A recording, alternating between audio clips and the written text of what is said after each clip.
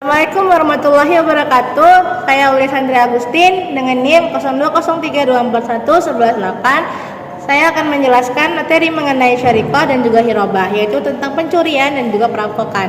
Yang pertama itu mengenai syarikoh atau pencurian. Nah, menurut istilah syarikoh itu adalah mengambil harta milik orang lain secara diam-diam atau sembunyi-sembunyi. Nah, syarikoh ini ada dua unsur utama. Yang pertama itu mengambil barang orang lain secara diam-diam atau sembunyi-sembunyi.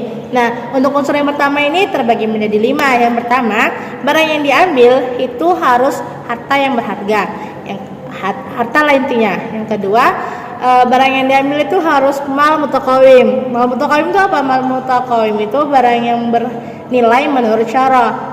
Yang ketiga, barang yang diambil itu harus barang yang bergerak. Yang keempat, barang yang diambil itu harus yang tersimpan. Yang kelima, barang yang diambil itu mencapai nisab pencurian. Nah, untuk unsur yang kedua itu yang pertama. Untuk unsur yang kedua itu mengenai barang yang diambil itu harus milik orang lain. Jadi kalau misalnya barang yang diambil ini nggak ada pemiliknya, ya jadi si pencuri ini nggak bisa dikatakan pencuri karena ya nggak ada yang punya gitu loh.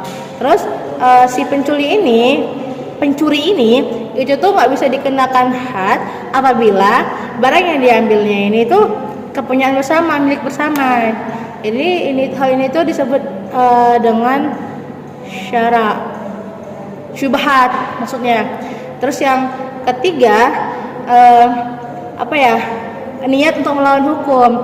Jadi si pencuri ini pun nggak bisa juga kita kenakan hukuman kalau misalnya dia mencuri dalam keadaan terpaksa. Jadi kayak banyaklah contohnya kan tentang orang yang mencuri dalam keadaan terpaksa, dia mencuri untuk membeli susu anaknya atau hal segala kayak gitulah kan.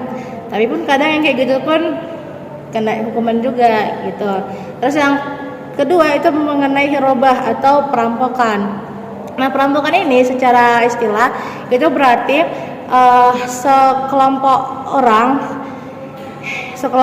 yang ada di negara Islam yang melakukan kekacauan, pembunuhan, perampasan harta dan juga pemerkosaan yang dia itu melanggar hukum dan juga melanggar peraturan yang ada. Nah, antara pencurian dan juga perampokan itu tuh adalah hal yang kurang lebih sama. Persamaannya itu di bagian dia mengambil harta orang dengan cara yang nggak sah. Nah, perbedaannya kalau misalnya dia pencurian, dia tuh ngambilnya diam-diam, tapi kalau misalnya perampokan dia ngambilnya dengan cara kekerasan. Nah, untuk alat buktinya itu yang pertama tuh adanya saksi. Ada 2 orang saksi yang memenuhi syarat sebagai seorang saksi. Saksinya ini harus laki-laki.